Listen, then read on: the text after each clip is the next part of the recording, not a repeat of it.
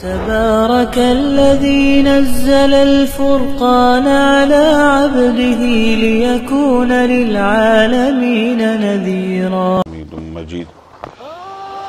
اللهم بارك على محمد وعلى آل محمد كما باركت على إبراهيم وعلى آل إبراهيم إنك حميد مجيد.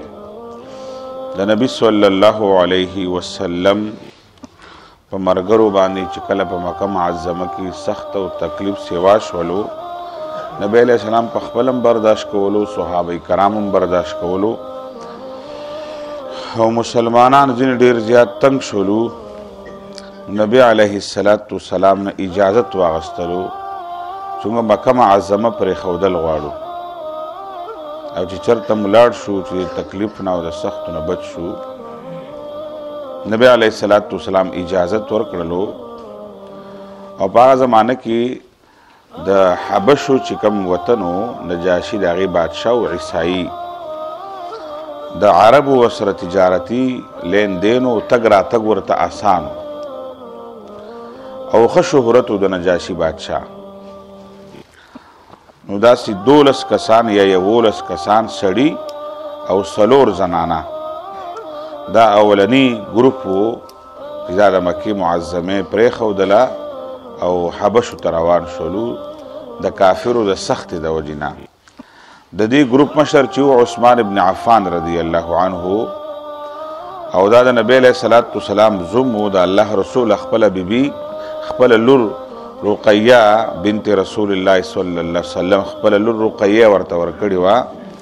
عثمان ابن عفان هم د خپله بیبي ورسره ده، عبدالرحمن ابن عوف رضی الله عنه دی پکې، او عثمان ابن مظعون دی پکې. ډېر لوی تعداد دی، غټ غټ صحابه کرامو، 12 کسان صحابه کرامو یا 11 او 4 زنانې په دې کې چې دا کسان لاړل حبشو ته ورسېدل. دوی د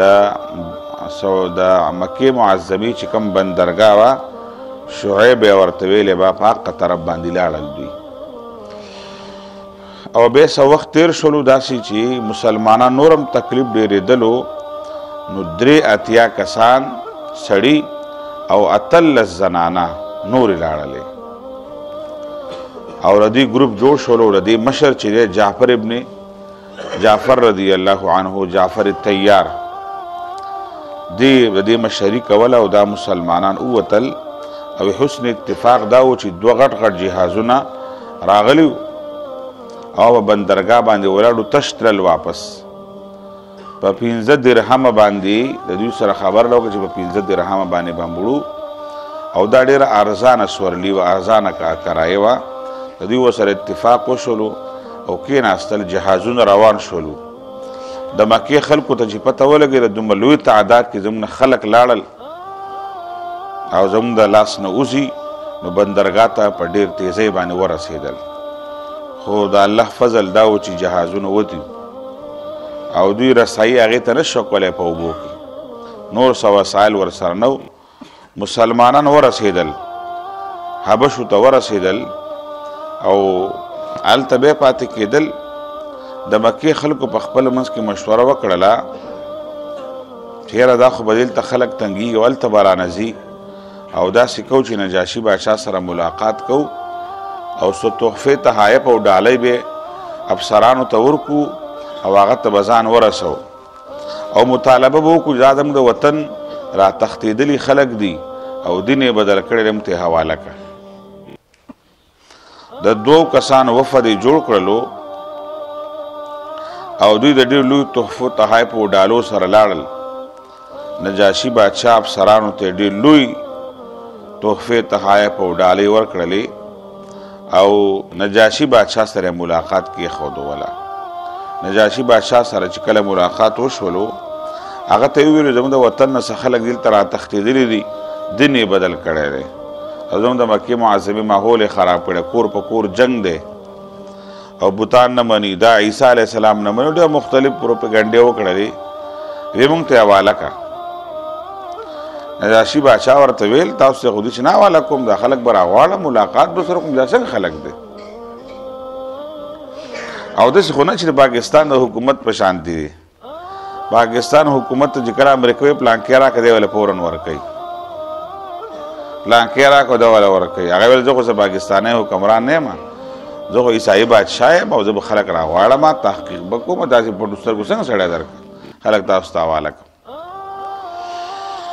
نجاشي بادشاه بیا دې خلکو پسې تحقیق وکړلو جعفر طیار ته پیغام ولېږلو ډېر مشرو د ګروپ او مخکینیو دا ټول راوغوښتل چې بادشاه غوښتي مسلمانان پریشانه شولو خو فیصلې دا وکړه چې رښتیا خبره به کوو بس د یوې سختۍ نه راوتو که بله سختۍ راباندې راځي نو غاړه وله ورکو تختو کې نه تیار سره پیښېږي کېږي به هغه چې کله نجاشي راغوښتل ورته ویل چې تاسو څه دغه یې تاسو څنګه راغلي یې څه چل شوی دی هلته جعفر طیار چې دی رضی الله عنه د نجاشي بادشاه دربار کې ودرېدلو تقریر یې شروع کړل او د هغه تقریر چې دی سیرت نګارو نقل کړی دی جعفر طیار ورته وویلو ویل مونږ د کاڼو عبادت کولو دومره ماحول مونږ بچی خپل نونه په خپل لاس خښولې د مکې خلکو مونږ په لارو کوڅو کې کېناستلو شوکې به هم کولې غلاګانې هم کولې د میلمنو قدر نه و د ګاونډي خیال نه و بد اخلاقیانې وې بدکردارۍ وي حرام خوري وه او مکه معظمه د ظلم یو برمار و پکې او موږ د اخلاقي معیار بلکل غورځېدلی و او د ټولو جرمونو تذکرې د نجاشي بادشاه په مخ کې وکړله وی موږ په دې کیفیت کې وو چې یو بزرګ را پکې راغی او دا بزرګ داسې دی چې دا موږ پیژنو اعلی نسب والا دی یو غټ خاندان دی او زموږ سره 40 کاله عمر تیر کړی په دې مکه معظمه کې پیدا شوی لوی شوی دی او د هغه د هر څه نه موږ خبر یو د هغه په زندګۍ کې یو خرابي موږ اوسه پور نه ده کتلې هغه الله پاک پیغمبر کړلو او هغه وایي چې د دې کاڼو عبادت مه کوئ د الله بندګي کوئ هغه وایي د خپل مور و پلار ادب او احترام کوئ د ګاونډي خیال ساتئ د حلال او د حرامو فرق کوئ غلاګانې مه کوئ ډاکې مه کوئ دا مه کوئ او یو لوی خبره یې ورته پیش کړله وی هغه ډېر اصلاحي عمل شروع کړی معاشرې نه جرمونه ختموي یو ښکلې معاشره جوړول غواړي د مکې د خلکو سره اختلاف دی مونږ په ایمان راوړی دی مونږ دلته راغلي یو اوس تا خوښه ده نو ویل چې کوم قرآن پې نازل شوی لږ ووایه جعفر طیار چې سوره مریم تلاوت شروع کړلو او هغه پوهېدلو په عربۍ باندې او چې کله سوره مریم ویلو نجاشي بادشاه جړل په دې مخ باندې اوښکې بهېدلې او چې کله جعفر طیار تلاوت بس کړلو نو نجاشي بادشاه وویلو ویل زما دې قسم وي په الله باندې په الله باندې قسم وخوړلو ویل دا د عیسی علیه السلام په شانتي هغه باندې کوم انجیل راغلی وقته کلام دی او دا د موسی علیه السلام او د انجیل د تورات خبرې دي او ویل بالکل دا صحیح پیغمبر دی ویل او شکر یې ادا کړو شکر دی زه په دې ارزو تمنا وم چې الله د نبی آخر زمان زمانه راته وښي او د هغه سره مې ملاقات وکړي او ډېر خوشحاله شولو او هغوی ته وویل ویل ځئ اوسېږئ مسلمانانو ته ویل څوک ورته غږ نه کوي د مکې څخه خلکو ته وفد چې کله پته ولګېدله چې مسلمانانو ته خو اجازت ورکړلو نو بیا یې په څه طریقه باندې نجاشي بادشاه ته بیا ځان رسول غوښتل بیا ورسېدل په قلاره نه کېناستل مسلمانان هم ډېر تکړه او ډېر کلک ایمانونو والا خو بل طرف ته دا کافران چې وو که نه دا ځان له ډېر کلک خلک وو او ډېر سازشیان خلک ګوره نه قلارېدل او بیا د افسرانو له پیسې میسې ورکړلو بیا نجاشي بادشاه سره ملاقات کېښودلو او ورته ویل موږ جي بیا یو ملاقات کوو تاسو پوه شوي به نه پرون ورته عیسی علیه السلام د الله پاک زوی نه مني عیسی علیه السلام پیغمبر نه مني عیسی علیه السلام متعالی خراب پاکه ته خو عیسایي بادشاهي او د عیسی علیه السلام متعلق د خبرې تپوسونه شروع وکړل هغه ویل زه خیره زه بیا راغواړم چې د عیسی علیه السلام متعلق څه عقیده ده واقع ډېر هوښیار بادشاه و او ځکه خو نبی علیه السلام چې کله نجاشي د مسلمانانو سره ډېر ښه رویه کړې وه او ډېر ښه سلوک یې کړی و په ډېر سخت وخت کې مسلمانانو له پناه ورکړې وه چې کله نجاشي وفات شولو که نه نبی علیه السلام په مدینه منوره کې و غیبانه جنازه یې وله کړې ده غیبانه د الله رسول وایي چا په دین ننګ کړی دی که نه بیا په اسلام هم نه ودرېدلی دی. نجاشي به یو چاله غیبانه جنازه نه ده کړې او نبی علیه السلام ویل دا ډېر بهادر بادشاه و. نو دی مسلمان شوی و بهرحال او هغه حالات وداسې چې بیا هر څه نه شو ښکاره کولی. نبی علیه السلام په ده باندې غیبانه جنازه بیا وکړله. د دې وجې نه زموږ په شریعت کې هم دقه نبی علیه السلام غیبانه جنازه کړې ده او دقه خبره ده چې که څوک غیبانه جنازه کوي د ځینو علماو په نسبت باندې د نبی علیه السلام دا عمل موجود دی. بیا نجاشي بادشاه چې دی خلکو ته وویلو چې یاره ماله دا خلک بیا راولئ. جعفر تیار ته بیا پیغام میلاو شو. هغه ویل چې یاره بس به راته بیا بس وایي. ویل چې بس د مرونې غوندې رښتیا خبره به کوو. هغه دغه نه شو ویلی.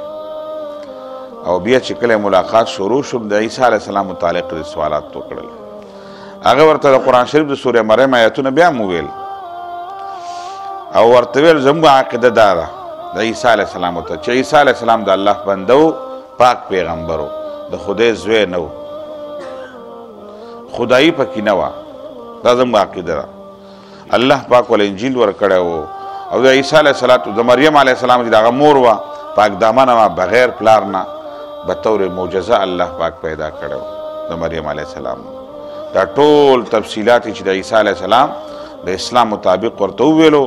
نجاشي بادشاه ورته ویل بالکل دا ستاسو عقیده بالکل ټیک ده. او ویل زه په خپله د تورات او د انجیل عالم یم. دی په خپله پوهېدلو د تورات او په انجیل پوهه و، آسماني کتابونه یې لوستلي وو. هغه ویل بالکل دا د آسماني کتابونو عقیده هم دقه ده چې عیسی علیه السلام ته د خدایي صفتونه الله نه دي ورکړي نه مور له ورکړي دي. دواړه د الله پاک نیک بندګانو او تیر شوي دي. نجاشي بادشاه خلکو ته بلکې اوسېږئ او زما په وطن کې دلته به یئ او چې څه تکلیف ما ته وایئ. ډېره ډاډګیرنه یې ورکړله. دا واقعي او سخت حالاتو چې مسلمانانو باندې راغلي.